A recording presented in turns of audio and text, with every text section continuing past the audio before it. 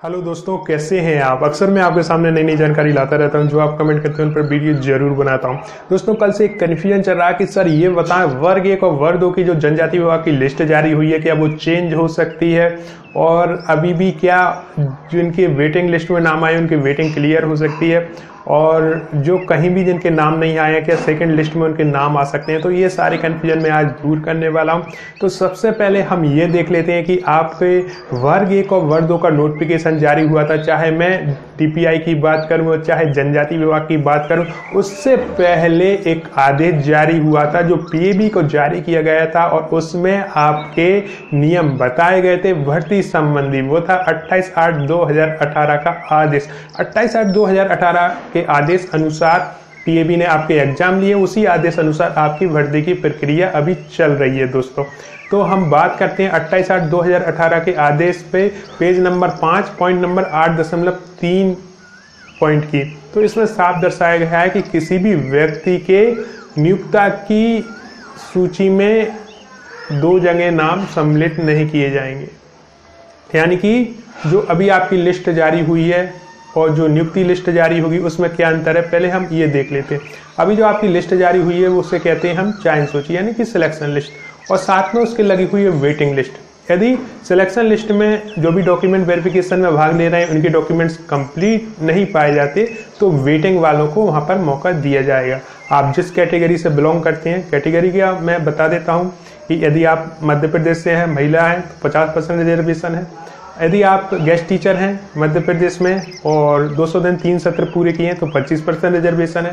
यदि आप मध्य प्रदेश के निवासी हैं और दिव्यांग हैं तो 6% का रिजर्वेशन है। एक्स सर्विसमैन हैं या फिर ईडब्ल्यूएस में आते हैं या फिर किसी कास्ट सर्टिफिकेट आपके पास है तो उसका भी रिजर्वेशन आपको मिलेगा।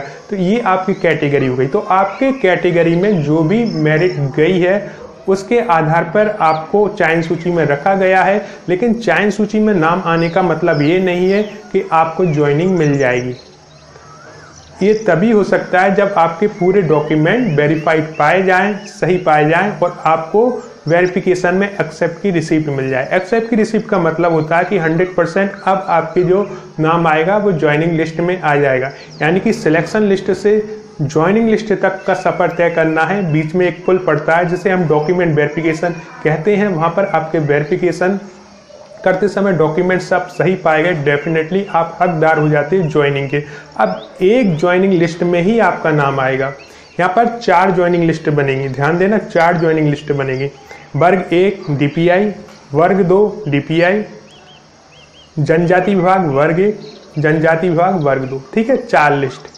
किसी एक लिस्ट में ही आपका नाम आएगा, बाकी की 3 लिस्ट से आपका नाम हटा दिया जाएगा, जो कि हम ज्वाइनिंग लिस्ट कहते हैं। अभी जो है सिलेक्शन लिस्ट है। सिलेक्शन लिस्ट डॉक्यूमेंट वेरिफिकेशन के बाद ज्वाइनिंग लिस्ट बन जाएगी, और ज्वाइनिंग लिस्ट में आपका एक बार नाम आ गया, आपका नाम लॉक हो गया, आपने वो स्कूल एक्सेप्ट कर लिया, वहाँ पर ज्वाइनिंग दे दी है, 3 जगह से आपका नाम हटेगा। यदि डीपीआई की वर्ग 2 में भी आपका नाम है चयन सूची में तो वहाँ से हट जाएगा। यदि आपकी जनजाति विभाग, चाहे वर्ग 1 की बात करूं, वर्ग 2 की बात करूं, वहां आपका नाम है चयन सूची में, वहां से हट जाएगा, वहां पर मौका मिलेगा वेटिंग वालों को। तो अभी हम जनजाति विभाग की बात कर लेते हैं। जनजाति विभाग में जो भी आपकी वर्ग 1 की लिस्ट हो गई, वर्ग 2 की लिस्ट हो गई, वो रिपीट हुई है। मैंने आपसे बार बार कहा था लिस्ट रिपीट होनी है।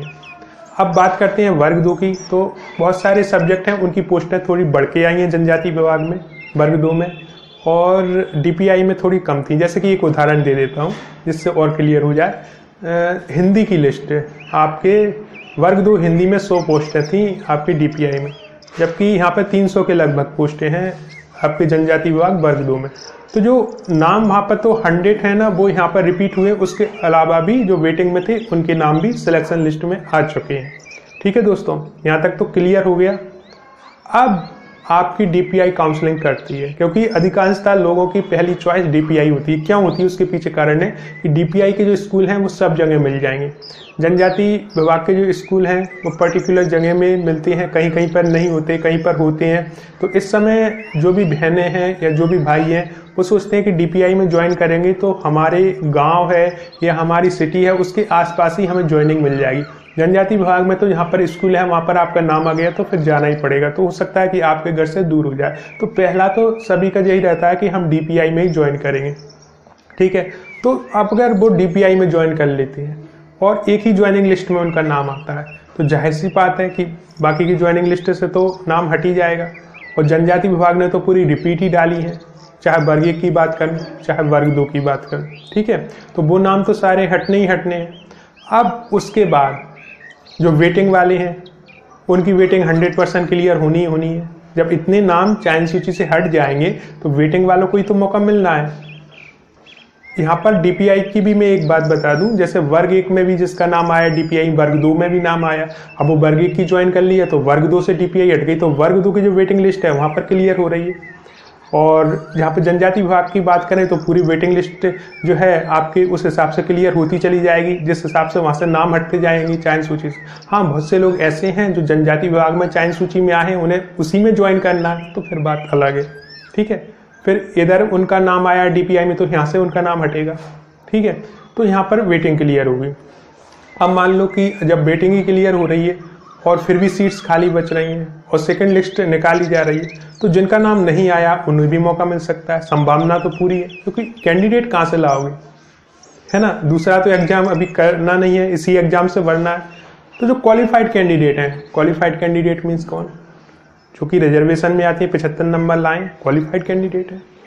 जो जनरल में आए, सामान्य वर्ग में है, 90 नंबर लाएँ, क्वालिफाइड कैंडिडेट है। अब फिर से मेरिट बनाई जाएगी। जो हाईएस्ट मेरिट थी वो तो DPI में चले गए, उन्होंने ज्वाइन कर लिया, आगे चल के करेंगी जब ज्वाइनिंग लिस्ट में नाम आ जाएगा वर्ग 1 वर्ग 2 में। अब वेटिंग वालों की भी वेटिंग क्लियर हो रही है। अब वेटिंग की भी पोस्ट है खाली, क्योंकि अगर वेटिंग में जो है उसकी भी डॉक्यूमेंट्स पूरे नहीं पाए गए तभी तो सीट खाली बच रही है ना। तो वहाँ पर फिर उनको मौका दिया जाएगा जो उनसे कम है और उसके चलते वो वेटिंग में नहीं आ पाए, तो फिर वो लिस्ट जो है फिर से अपडेट की जाएगी, फिर से लोगों को वेटिंग और वेटिंग से फिर सिलेक्शन में लाया जाएगा और सिलेक्शन से फिर डॉक्यूमेंट वेरिफिकेशन किया जाएगा। डॉक्यूमेंट वेरिफिकेशन के बाद फिर ज्वाइनिंग लिस्ट जारी की जाएगी। ज्वाइनिंग लिस्ट के बाद फिर उनकी नियुक्ति कराई जाएगी। तो आप पूरा नियम समझ गए होंगे। तो अभी जो भी आपकी लिस्ट जारी हुई है, मैंने आपको बार बार कहा था कि जो भी लिस्ट जारी होगी जनजाति विभाग की वो स्वयं रिपीट लिस्ट होगी दोस्तों। यहाँ पर बहुत से लोगों को मौका मिल गया, बहुत से लोगों के नाम आ गया। बहुत से लोग कमेंट करते हैं कि सर हमारे दोनों विभागों में नाम आ गए तो हमें किसे ज्वाइन करना चाहिए। तो मैं कहता हूँ कि ये आपके ऊपर है। आपको क्या लगता है कि आपको DPI में जाना चाहिए कि जनजाति विभाग में, आप स्वयं निर्णय लें ना, क्योंकि आप नंबर इतने अच्छे लेकर आए तो निर्णय भी आपका ही होना चाहिए। तो आप DPI में भी जाना चाहें तो वहाँ जा सकते हैं, जनजाति विभाग में जाना चाहें तो वहाँ जा सकते हैं, लेकिन आप किसी एक ही ज्वाइनिंग लिस्ट में अपना नाम ला सकते हैं। एक ही ज्वाइनिंग लिस्ट से आप जो है अपना लॉक करके और ज्वाइनिंग दे सकते हैं। जिस दिन आपने ज्वाइनिंग दे दी, कंफर्म हो गया कि आपने ज्वाइनिंग कर ली है, तीनों लिस्ट से आपका नाम हट जाएगा। मीन्स मान लो DPI वर्ग 1 में आपने ज्वाइनिंग दे दी, अब आपका नाम DPI के वर्ग 2 में है, ज्वाइनिंग लिस्ट में हट जाएगा। जनजाति विभाग वर्ग 1 या वर्ग 2 में है, लिस्ट से नाम हट जाएगा, क्योंकि आप एक ही जगह ज्वाइनिंग करेंगे और एक ही नियुक्ता की लिस्ट में आपका नाम आएगा। तो ये दोस्तों, तो आई थिंक मैं ये कन्फ्यूजन दूर कर पाया हूँगा। तो यहाँ पर एक तो निराश होने की आवश्यकता नहीं है कि भैया हमारा नाम नहीं आया तो ये आखिरी था, ऐसा कुछ नहीं।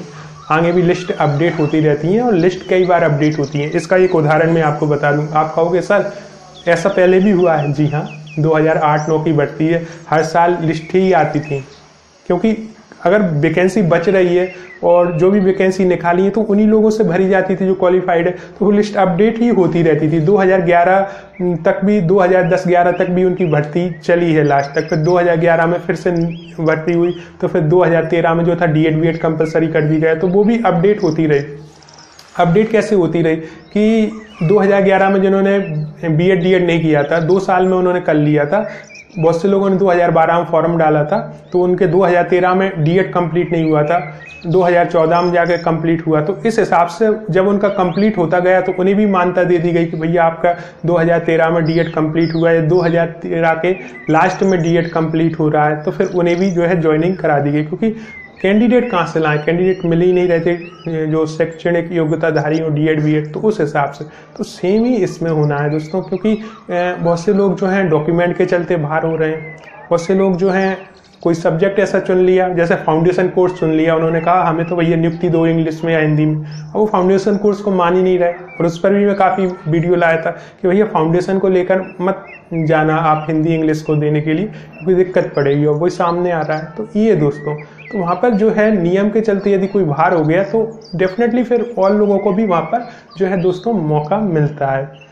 अब आप कहोगे कि सर इसमें कितना टाइम लग जाएगा? टाइम तो लगता ही, सरकारी काम है। अभी तो फर्स्ट काउंसलिंग में इतना टाइम लग गया, तो सेकंड काउंसलिंग का अनुमान लगाना थोड़ा सा ये होगा कि बहुत पॉसिबल नहीं है, लेकिन फिर भी मैं कहूँगा कि टाइम ज़्यादा ही लगेगा, करीबन 6 से लेकर 8 महीने या साल भर तक का टाइम लग सकता है, क्योंकि अभी तो इनकी ज्वाइनिंग होगी, ज्वाइनिंग के बाद फिर इनकी ट्रेनिंग मैनिंग होगी, फिर वो अपडेट करेंगे, फिर वो डाटा मंगाएंगे कि भैया कहाँ किसने ज्वाइनिंग की, क्या की, फिर वो डाटा को प्रोसेस करेंगे, फिर उनकी अनुमति लेंगे, फिर अनुमति लेने के बाद फिर से विज्ञप्ति वगैरह कि भैया इतनी इतनी पोस्ट खाली हैं, और फिर से वो लिस्ट मिस्ट जैसे अभी सब हो रहा है ना, वो सेम वही प्रोसेस चलना है, तो उसमें तो लगना है टाइम। ठीक है, एक एक काम में 2-2 महीने में करेंगे ना, तो 8-9 महीने उसमें ही निकाल ले जाएंगे। तो सेकंड लिस्ट में जो है टाइम लगेगा, इससे बेहतर है कि वर्ग 3 की तैयारी करो, क्योंकि इसकी टेंशन छोड़ दो, ये तो चलता रहेगा। आपका नाम आ जाए वर्ग 2 में या वर्ग 1 में तो फिर उसे ज्वाइन कर लेना, नहीं आए ना तो वर्ग 3 की तैयारी करते रहना। तो जो बीच का समय है ना उसका यूज होता रहेगा, तो अभी इसका टेंशन छोड़ दो। लेकिन हाँ ये है कि अभी आपका नाम कहीं नहीं आया तब भी आ सकता है। आप वेटिंग में हो तो वेटिंग तो क्लियर होनी ही होनी है, क्योंकि जब लिस्टें ही रिपीट हैं तो जाहिर सी बात है कि वेटिंग वालों से ही उठाएंगे वो, और जो वेटिंग में नहीं है वो वेटिंग में भी आ सकते हैं, उनकी संभावना ही बन जाएगी। तो कुल मिलाकर ऐसा है, तो कहीं से कहीं तक कोई डिमोटिवेटेड होने की आवश्यकता नहीं। बहुत से लोग कमेंट करते हैं सर यही हमारा आखिरी मौका था, हमें तो जनजाति विभाग से उम्मीदें थी, हमारा बेस। अरे यार इतना डिप्रेशन में क्यों जा रहा है, इतना डिप्रेस क्यों हो रहे हो? लाइफ है बहुत बड़ी होती है, ये तो एग्जाम है, लाइफ में एक पार्टी तो होता है एग्जाम देना, है ना। हर कोई अपनी लाइफ का एग्जाम दे ही रहा है, मैं अपनी लाइफ का एग्जाम दे रहा हूँ, आप अपनी लाइफ का एग्जाम दे रहे हो, है ना। तो हर एक जो इंसान है उसकी जो क्षमता होती है उस हिसाब से उसको जो है उसकी लाइफ डिजाइन की जाती है, और उसी हिसाब से उसे संघर्ष दिए जाते हैं। हो सकता है मेरे जीवन का संघर्ष कम हो, आपके जीवन का संघर्ष मुझसे भी बड़ा हो, क्योंकि मुझ में क्षमता कम हो सकता है आप में मुझसे ज़्यादा क्षमता हो, तो इसलिए आपके जो संघर्ष होंगे वो मुझसे भी आगे होंगे। तो ऐसा है दोस्तों, तो नॉर्मल रहें, खुश रहें, प्रसन्न रहें, अपने लिए जिएं, अपनों के लिए जिएं, आसपास के वातावरण को जो है देखें समझें और अवेयर रहें, और अपनी योग्यता बढ़ाते रहें। कहीं ना कहीं तो योग्यता आपको सम्मान दिला ही देगी, ठीक है ना। अब मैं जैसे खुद की बात करूं, ना बीएड किया है ना कुछ किया है, फिर भी आप लोगों ने मुझे सर की उपाधि दे दी है, और वो भी किसने दी है? जिसने स्वयं बीएड डीएड या डीएलएड की है, उसने मुझे सर की उपाधि दी है। तो अब ये कहते हैं ना कि आप में यदि कुछ होगा 1% भी होगा ना, तो कहीं ना कहीं आपको सम्मान मिल ही जाएगा। अब इससे बड़ा सम्मान क्या होगा? तो कुल मिलाकर आप आज मेरी मन की बात समझे होंगे। मैं ये नियम तो हमेशा लाता ही रहता हूँ।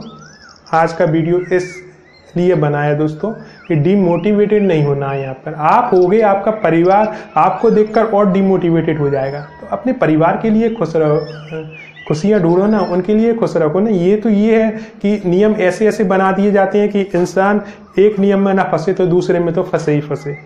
तो मैं कोशिश ये करता हूँ कि सरल भाषा में नियम समझा दूँ, जिसमें आप किसी नियम में ना आके नियम को सही से समझ के फिर फार्म अप्लाई करें, और उस हिसाब से फिर आपको ज्वाइनिंग मिल जाए दोस्तों। तो ये एक छोटा सा प्रयास था, आपको अच्छा लगा हो तो डेफिनेटली इसमें से कुछ चीज़ें ज़रूर अपने लाइफ में उतार लेना, और डीमोटिवेटेड होने की आवश्यकता नहीं है। फाइनल लिस्ट नहीं है, ठीक है। फाइनल लिस्ट वो कहलाती है जो ज्वाइनिंग लिस्ट होती है। ये सिर्फ सिलेक्शन लिस्ट है जो कि अपडेट होती ही रहती है। सिलेक्शन लिस्ट का तो अपडेट होना ही होना है। हाँ, ज्वाइनिंग लिस्ट जो होती है ना वो कंफर्म होती है, उसके बाद ज्वाइनिंग करा दी जाती है। तो अभी भी आपके पास है मौका, है ना, क्योंकि रिपीट लिस्टें हैं, आप स्वयं जानते हैं रिपीट लिस्टें हैं। अब रिपीट लिस्टों में वही इंसान डीपीआई में भी ज्वाइनिंग दे दे, और वही इंसान जनजाति विभाग में भी ज्वाइनिंग दे दे, और 2 जगह ज्वाइनिंग करके फिर भागता फिरेगा कि भैया एक स्कूल तो जनजाति विभाग का मिल गया 100 किलोमीटर दूर, दूसरा स्कूल डीपीआई का मिल गया 100 किलोमीटर दूर। अब दोनों जगह में कैसे उपस्थित रहूं सेम टाइम में, है ना, तो पॉसिबल नहीं है ना। तो इसलिए यह नियम बनाया गया कि आपकी एक ही नियोक्ता की सूची में नाम सम्मिलित किया जाएगा, अन्य नियोक्ता की सूची से आपका नाम हटा दिया जाएगा। तो ये वीडियो ऐसा ही था। आपने इसे देखने के लिए इतना कीमती समय निकाला, उसके लिए दिल से धन्यवाद।